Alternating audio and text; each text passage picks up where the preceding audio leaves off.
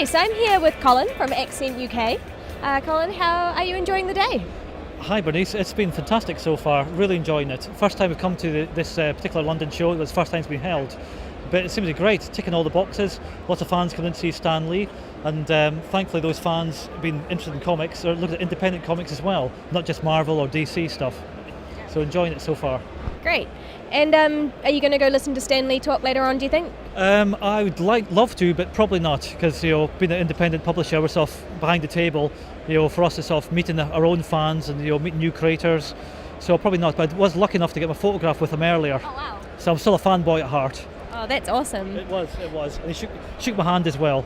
Oh, that's great. So can you tell us a little bit about Accent UK and what you do and sort of what your mission is in UK comics? Sure, thanks. Well, sadly we've been going about 10 years now, which is an awful long time. This year, 2012, is our 10th anniversary. But really, we're just a gang of guys who first got together, interested in comics, writing and drawing our own. Started off a big bunch of us, and sort of gradually a few guys sort of fell by the wayside. So primarily now it's Dave West and myself with Andy Blower, our art director. We're sort of the mainstay of Accent UK. But basically, we're very lucky to have lots of dozens and dozens of talented creators. They come towards us. We produce one themed anthology book every year.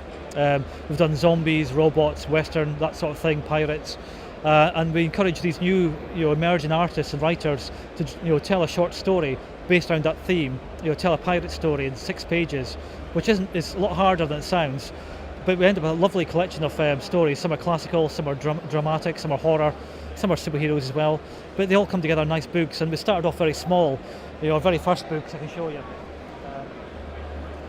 First book, Pirates, small, very thin, and we sort of graduated up now, if we can just show you as well. It's our latest book, Predators, massive book, huge spine, 200 pages. And this has got, a whole range of folks from actually around the globe. Dave and I like to get around, and we go to Europe as well. We do a lot of comic shows in Denmark and across to America a few times. And it's kind of just, publishing these books. And with these emerging talent, and we're very lucky also to get some professionals involved. Steve Bissett used to draw Swamp Thing. He got involved with us for our Zombies book. Liam Moore, John Reppion contribute to us. Kieran Gillen is a wonderful supporter. He usually writes a story for us. Mark Buckingham is going to a few pin-ups. Shane Oakley. A lot of guys. We're very, very lucky. And really for us, it's all about, we've still got the love of comics. Has been involved in creating it is bring it on that next level. And we really enjoy it. Oh, that sounds great.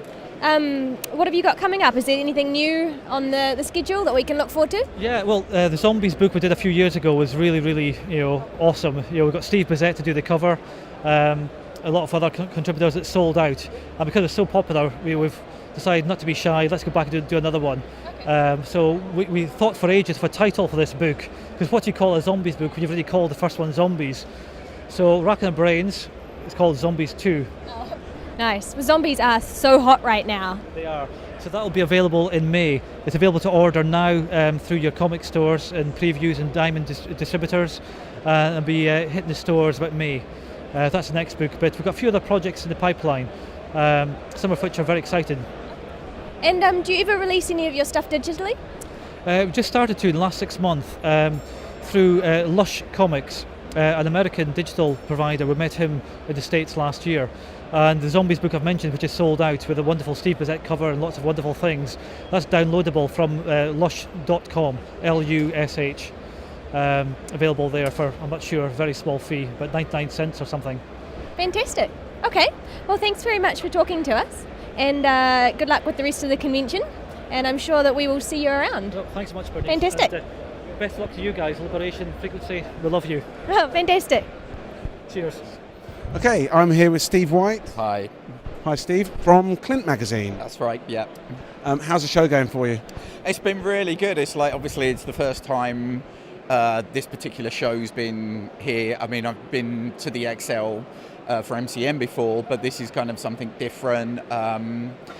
It's just really nice to see so many kind of big names here. I met Bernie Wrightson earlier, who's been like a big hero of mine, and so it's just really nice to see a big London con, which I haven't really seen sort of like probably since the very early 90s. So have you managed to high-five Stand-A-Man?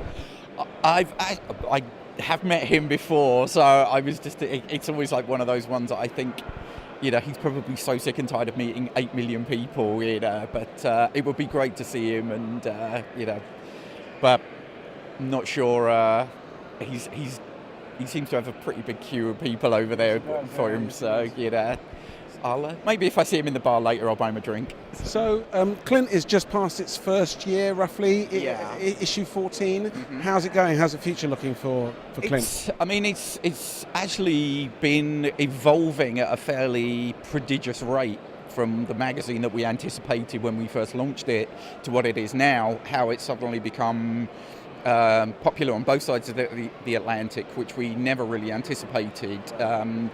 It was originally launched as like what we thought was going to be a newsstand magazine to stand alongside 2000 AD, things like SFX, that kind of thing. And then really we were selling it through Diamond, and it was getting picked up more and more in the States. And to our surprise, we've suddenly found ourselves with a fairly large American audience, which we really hadn't anticipated. We figured that American buyers would buy their individual issues. What do you think it is that's attracting the American audience? I think it's probably the same for the UK one, that the buyers are getting effectively more bang for their buck. They can buy 4 comics effectively for the price of 2 or 3 maybe. Well, I'm a regular Clint reader, and I have noticed that the number of pages has dramatically increased since the first edition, but I don't think the price has changed. No. Is that right? I think it's just gone up in the last issue, but it was the fact that we were trying initially to make it like a lads mag with comics, and that approach really wasn't necessarily where we should have been going. So we started dropping the features and putting in more and more comic strip to, the 100 pages that we have now, which is effectively 4 US issues. So I think that's definitely what's attracting buyers to it now. So the ladsy elements of the comic have gone away. Yeah. Was that difficult? No, it was a pretty Gordian knot solution. It was just kind of like one day it's just like, we're not running these features anymore, that's enough of that. I mean, we have had features. I mean, we've had 2 spectacular interviews, one with Robert Kirkman and one with the 3 of the leading lights from Marvel, including Joe Quesada and Tom Brevoort. They were like really good, solid interviews that we felt comic readers who were like picking up the mag now would be interested in. They're not going to be interested in the kind of lads mag features that we were running, the top 5 stuff. We wanted to give them something that as a comic fan they wouldn't get anywhere else. And I think because we were effectively competing with, CBR and, a lot of the online presence, we wanted to give them like a Sunday supplement feature sort of thing that a reader could really sort of get their teeth into. So you recently put a call out for UK creatives who are looking to get their stuff published. Yeah. How's your response been from that? I mean, it's always one of those things that it varies. People are initially fairly cautious, and that has been a bit problematic for us. When we would run it, at the moment we've got a pretty full lineup. So it's just figuring out when we're going to run this thing. But we have got our first originated strip coming up with the relaunch issue 2.1, Death Sentence. The artist is actually Mike Dowling, who draws Rex Royd, the Frankie Boyle strip. So that will be an interesting one for us because it's the first time we'll have done something completely more or less get a freestanding story. It's not going to be like the little 8 pages that we've done before. It will be a full-on, completely new 22-page, an issue kind of thing for us. So. And do you think you're going to be able to go monthly? Because you're not quite monthly at the moment, are you? No. You're 6 weekly, I think. We're still trying to work out the sales thing. Is just because, the difference in selling into the States and selling into the UK, but that is being addressed, and we are hopefully going to make it proper monthly. We have been hitting our deadlines far more effectively of late, so that will hopefully continue in that direction. And people that have been more concerned about that we've been a bit slow getting issues out, that will hopefully no longer be an issue. We will be actually getting them out when we say we will. Okay. Cool. Well, we're looking forward to another year of Clint magazine. Yeah, I mean, and it's like obviously Mark's going from strength to strength with the Nemesis movie, the hopefully Kick-Ass 2 coming out in the not too distant future. I mean, it just seems that at the moment everything he touches turns to gold. The Secret Service and Super Crooks, those kind of things. They're already sort of like there's already movie talk. So it's stuff like that it's grist for the mill for the comic. Cool. All right. Well, thank you very much for your time. We look forward to another year of Clint. Cheers. Thanks a lot. Okay, I'm here with Adam and Jamie from Comic Geek Speak podcast. How's it going? And tell us a bit more about the podcast. Well, it's going very well. We're very pleased with the turnout here at the London Super Comic Convention, which we actually helped to organize, and it's doing very well for its first year. As far as Comic Geek Speak itself, we are a thrice weekly, roughly, podcast produced in the United States about all things having to do with comic books. It's a fairly informal, conversational tone. Just a bunch of semi-professional geeks. We've all got lives and jobs and such. We don't live in our parents' basements. That's not all of us. Yep. So, we're not professional journalists or anything like that. We're just people who happen to enjoy comics and have decent insights about them. And so we get together once a week to record a few conversations among ourselves about comics that we enjoy and put them on the internet for everyone to enjoy. It's been described by a lot of people as standing around in a comic book shop talking. And that's, we will throw out topics. We have interviews with people. We've interviewed Stan Lee, a lot of people over in Artist Alley, and it's just then we do that, and then we'll go, well, who would win, the Hulk or Superman? Stupid stuff like that. So it's kind of a mix of everything. Like Adam said, we're not professional in any way, shape, or form because we haven't gotten paid for this, but we just have fun, and hopefully the audience has fun with us. Mm-hmm. Okay, so what made you actually set the podcast up? What was your motivation? Well, the person who actually founded the podcast, he's here at the convention somewhere else. His name is Brian, and he is a professional computer programmer, and he likes to be on the cutting edge of technology and new media. And he read an article in Wired magazine about this new emerging medium called podcasts, and he thought, hey, there should be one of these about comic books. And there already were one or two at that time, and he thought he'd try to do his version of it. And that kind of evolved into Comic Geek Speak, because comics were a great love of his. He enjoys technology, too, and this was a way to kind of fuse the two. And then he sort of slowly recruited a bunch of friends of his and friends of his to join him in this endeavor, and that's how we ended up with our cast of roughly 8 people. And we all have busy schedules, so rarely are all 8 of us on any one given episode at a time. But it's kind of a mix and match of different people. And our personalities, we like to think, complement each other pretty well among that group. We all bring something different to the discussion table. Okay. So what sort of topics and subjects have you covered already? What kind of angles have you gone in on? Ooh, a bunch. Jamie, you want to weigh in here? Yeah, sure.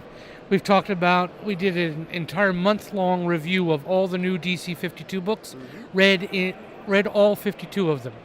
We sometimes will do any of the new miniseries, things like that. We've done our top 5 on various subjects, top 5 couples in comics, top 5 miniseries, top 5 series of all time, things like that.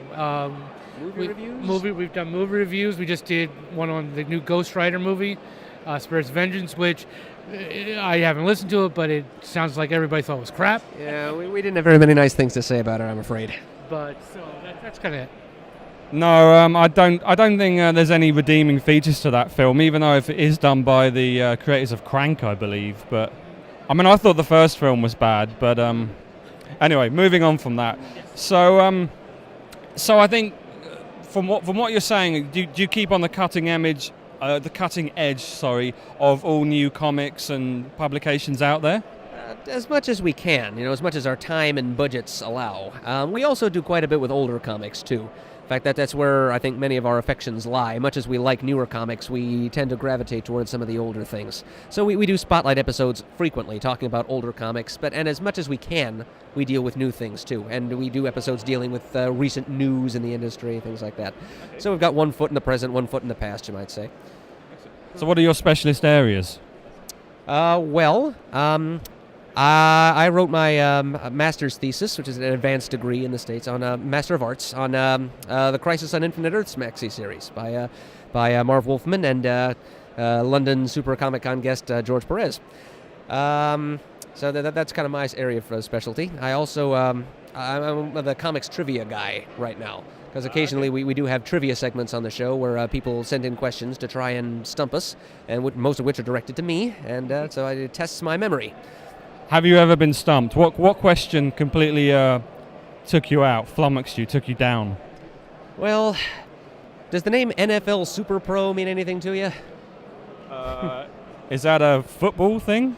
Yeah, it's an American football thing, which is why it probably wouldn't have circulated much over here. But yeah, I was asked a football player with the NFL logo on his helmet. It was a license agreement thing between Marvel and the NFL. I was asked what that character's secret identity was and had no idea. So that's one example. But I've been stumped frequently. Yeah, I'm not infallible. Excellent. Well, what's his specialty?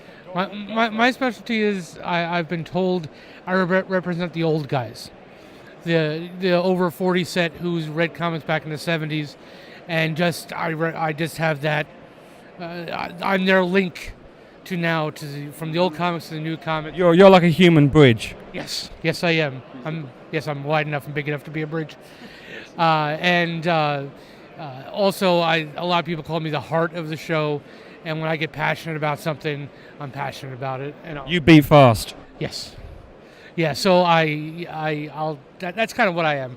I'm a bridge for the old guys. I know my older books, 70s and stuff like that, up through now, and so that's me. A human bridge. Excellent. Well, thank you both for your time, and I hope you enjoy the rest of the day. Well, thank you very much for having us on. No worries. Take care. Okay, so I'm here with one half of the Fabulous Geek Syndicate team. Dave, how's it going? It's going. It's madness. I'm not. Do you know what? I'm tired, but I'm smiling, so that's all good. Because you've graduated to the staff. Yeah. Graduated, descended. Well, no, technically, I was brought in to do interviews for this convention because I figure that I'm better looking than the rest of the organisers. So that's true. To do that. So they got me in, they said, come down, have a look around, get the lay of the land, and what that meant was come down, put on a staff t-shirt and help out, you lazy bugger. So, yeah, your mistake was accepting the walkie-talkie. I know, but it's a walkie-talkie. I get to put my hand on the aerial and walk around like this. Who the hell doesn't want a walkie-talkie in their daily job? Yeah, no, that's true, that's fair. So what do you think? How do you think it's shaping up? I mean, how does it compare? I think one of the things that's really nice, actually one of the creators was saying that what they loved about it was that A, it was busy, B, it was big, and C, they actually said it was like an American con. And I said, well, what do you mean by that? And he goes, well, it's just comics. Yeah. And it's like, I don't know, the last con of this size I went to, it was just comics, not manga, not TV, not games, just comics. And for that, I quite like it. The organisation has gone surprisingly smooth. There's always going to be some hiccups. First con, teething troubles are inevitable, but I think it's gone quite smooth. The queues seem to be working out. The queue this morning was absolutely huge. It was phenomenal. It's the first con. I was surprised to see so many people. And it was amazing. One poor guy came up to me and goes, I've only got an hour, but I've prepaid my ticket. And I went, well, everybody's prepaid their ticket, so you're in a bit of trouble. So it's a bit of a shame. But no, it was unbelievable. I did wonder, how are we going to fill this space? And at any time you looked around, it was, there were people milling around filling the space. It's quite nice. And you got to meet Stan the Man this morning, didn't you? Met him in the hotel lobby this morning. Said hello, mainly because I was talking to George Perez, the guy who wrote the first time DC had a crisis. He did all the art for that. It was amazing stuff. It's a bit of a hero for me. And I said hello, gave him a hug, because I do hugs. And George, was it a glomp? It wasn't a glomp. No, it was pretty much a glomp. And George actually lifted me off my feet.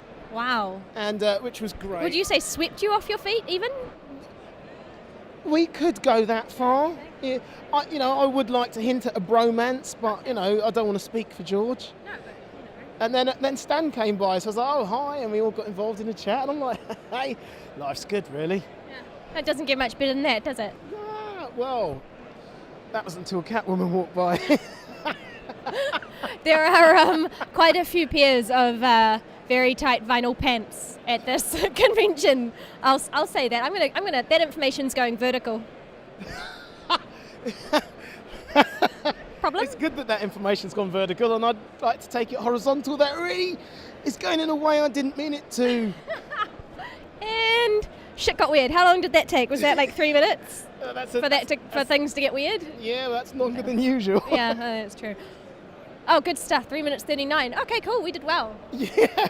Well, I guess we should probably let you get on with some work with your walkie-talkie and your staff T-shirt. Yeah, I'm very important. Okay. But also, check back tomorrow because I get to do a panel with Stan Lee. Yeah. So I'm quite pleased with that, actually. I just had to get that out there. Yeah. So, Just saying. Just saying. Just Okay. wanted to put it out there. Just wanted that information to go vertical. All right, cool. Well, enjoy the rest of the weekend. Yeah, and I will do. have fun tomorrow afternoon leading Thank you that very much. Q&A. Cool, wicked. Take care, guys. Right.